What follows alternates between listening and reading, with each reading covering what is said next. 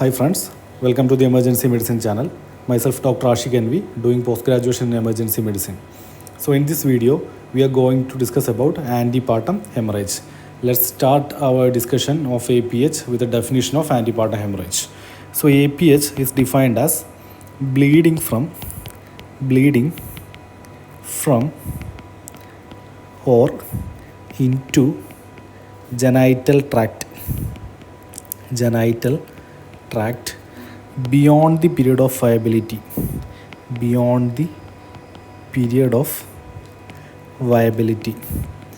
okay, it should be beyond the period of viability. Before the period of viability, it may be due to miscarriage. Okay, so what is the period of viability?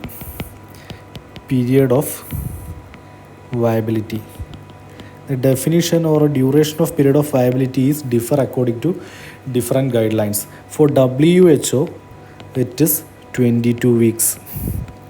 But according to Indian Association of Pediatrics, it is 24 weeks. Okay, let's move on to causes of APH, causes of antepartum hemorrhage. Okay, the causes are, first cause is abruption of placenta, abruption. Second one is placenta previa. Third one is vasa previa. So let's discuss one by one. First about abruption. Okay. So the abruption is defined as a premature separation of placenta. Separation of placenta, of normally situated placenta.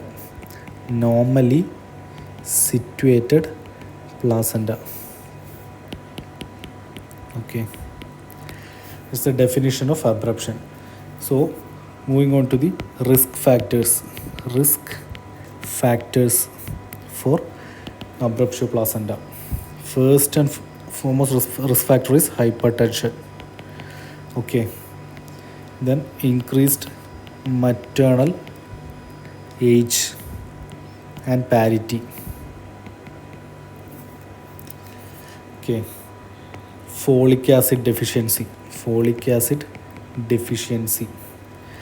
external trauma, and premature rupture of membrane. These are the risk factors of abruptio placenta. Moving on to the clinical features. How do a patient with abruption presents? Okay, the common presenting complaints include abdominal pain in abdomen plus altered vaginal bleeding.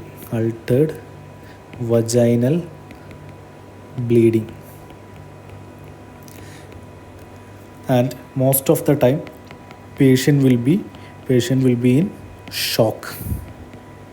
Okay, so on examination, on per abdomen palpation, uterus will be hypertonous uterus, and tender. Okay, so basically there are three types of abruption. Okay, abruption can be three types.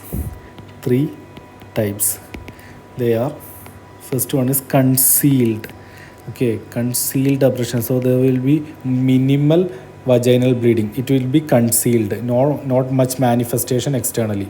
So it will be concealed. And the second one is revealed with active vaginal bleed. Okay, revealing the presence of abruption. And the third one will be mixed. Okay, and it is the most common variety of the three. Okay, so for concealed abruption, the bleeding will be inside the abdominal cavity. So the uterine size will be more than period of amenorrhea. Okay, more than period of gestation because of the internal bleeding. But in revealed, the bleeding is external. Okay, the blood comes out through the genital tract. So the uterine size will be equal to period of amenorrhea.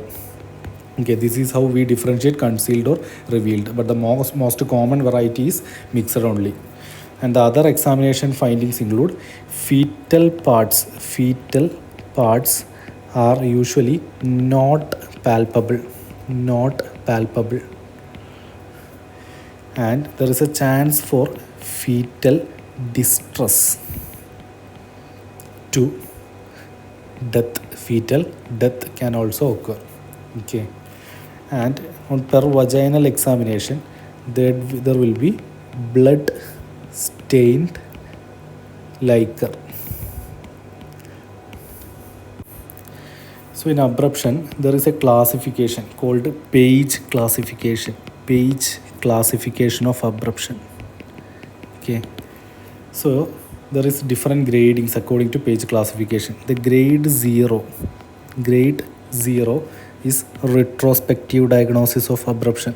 Retrospective diagnosis. The grade 1 is tender uterus. Okay, there will be tender uterus. Okay, and hypertonus uterus. Hypertonus. Okay, uterus will be tender, hypertonus, but no fetal distress. No signs of fetal distress. In grade 2, there will be either fetal distress or fetal death. Okay, and in grade 3, mother will be in shock, maternal shock, or there will be DIC in mother, disseminated intravascular coagulation, or death of mother. Okay, this is the Page classification for abruption. Moving on to management of abruption. So the management guidelines for abruption is called Pritchard's rule. Okay, it is Pritchard's rule. It is according to Pritchard's rule. So in abruption, you have to maintain hematocrit more than 30%. Urine output, you should maintain urine output more than 30 ml per hour. And the suggested treatment of choice is, according to Pritchard's rule, is immediate termination of pregnancy, irrespective of gestational age. Okay, that is the treatment of choice in case of abruption. Now, how to terminate? The next question is how to terminate the pregnancy. Okay, for that you have to assess fetal status. Okay, whether fetus is alive or dead. Okay, fetus is alive or dead. Okay, if the fetus is alive, look whether fetus is in distress or not distress. Okay, so no distress. Here distress present. Okay, if the fetus is alive and there is no fetal distress, you can terminate the pregnancy by vaginal delivery. And if the fetus is in distress, you can go for LSCS. Okay, the fetus is dead, look maternal status.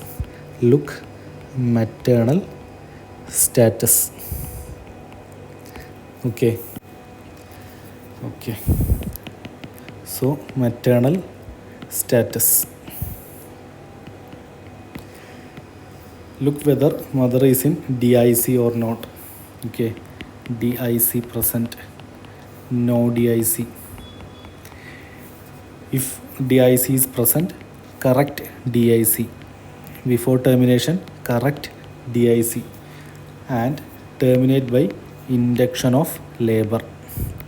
You can use induction agent, induction of labor, and if no DIC, then also the mode of delivery is by induction of labor. Okay, and in both the case, the drug of choice for induction is misoprostol. That's all about abruptio placenta. Moving on to placenta previa. Okay, placenta previa. Okay, the definition of placenta previa, it is nothing but placenta lying near or over internal OS.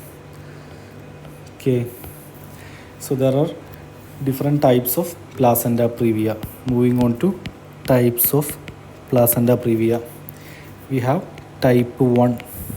Type 1 placenta previa is nothing but low-lying placenta, that is within 2 centimeter from internal OS. Okay, type 2 further divided into type 2A and 2B. So the 2A is, type 2 is called marginal placenta previa, marginal. Okay, and the type 2A is anterior, and type 2B is posterior marginal placenta previa, posterior. Okay, that is marginal means placenta touching the margin of OS. Okay, placenta touching the margin of OS. Okay, and the posterior 2B is called dangerous placenta previa. Okay, it is the dangerous placenta previa, posterior 2B.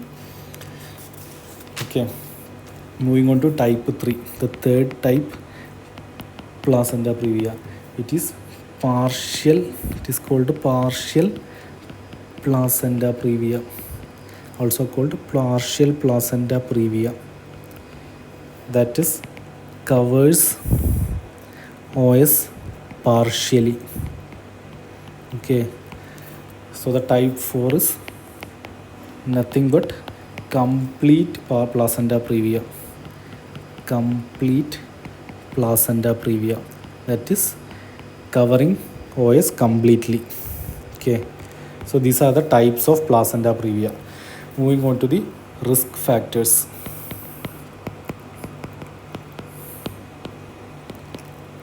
For placenta previa, first one is increased age and parity.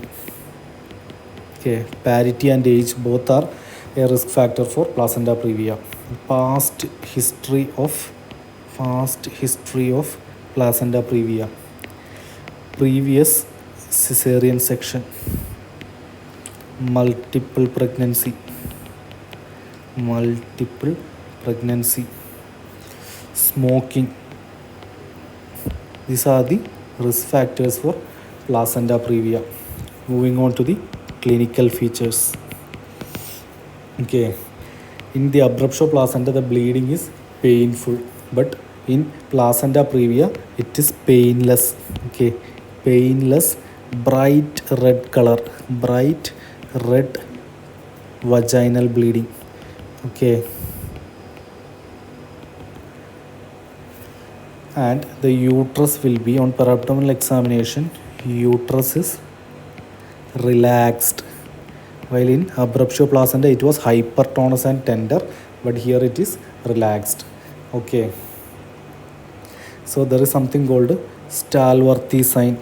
Okay, Stalworthy sign, it is nothing but decrease in fetal heart rate on pushing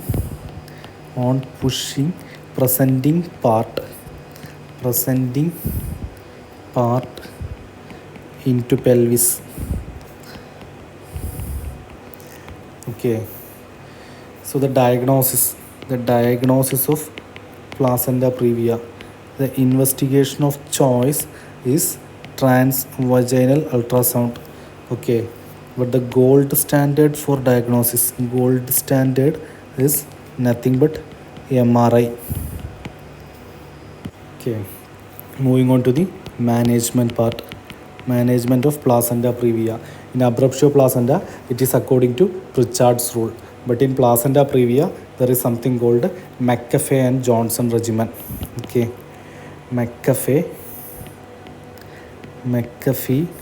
and Johnson regimen. So there are certain prerequisites for McAfee and Johnson regimen. Prerequisites. They are, first one, there are three prerequisites. First one is mother should be hemodynamically stable. The gestational age should be less than 37 weeks and there should be no fetal distress. Okay, that is a stable mother and fetus with a gestational age less than 37 weeks. So the management will be like bed rest. Okay, monitoring maternal and fetal monitoring. Okay, and you can give steroids. Okay, steroids are either betamethasone. Okay, 12 mg, 2 doses, 24 hours apart. Or you can also give dexamethasone. Okay, here the dose is 6 mg, 4 doses. Okay, 12 hours apart. Okay, in both these drugs you are giving a dose of 24 mg and the duration is within 48 hours. Okay, the use of steroid is like it will prevent RDS, necrotizing enterocolitis and also intraventricular hemorrhage. Okay, and if there is any uterine contraction, you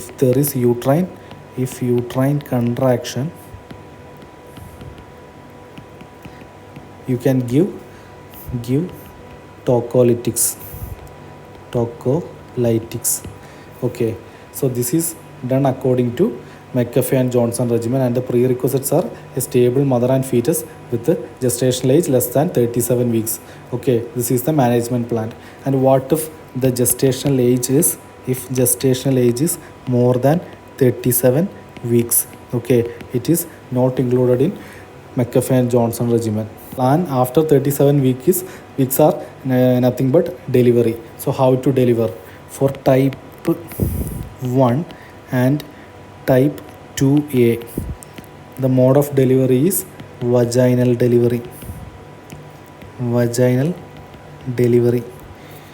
For type 2B, 3 and 4.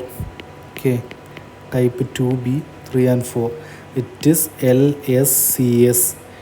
Okay, even if baby is dead, you should go for LSCS.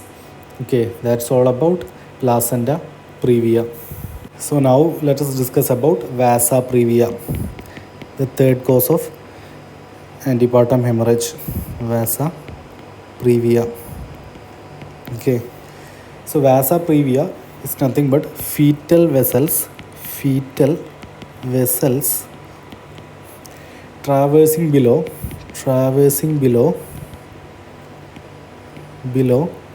presenting part. Okay, so there is chance for bleed. Okay, it It is seen mainly in velamentous placenta. Velamentous placenta. The velamentous placenta is nothing but where the cord is attached to membranes.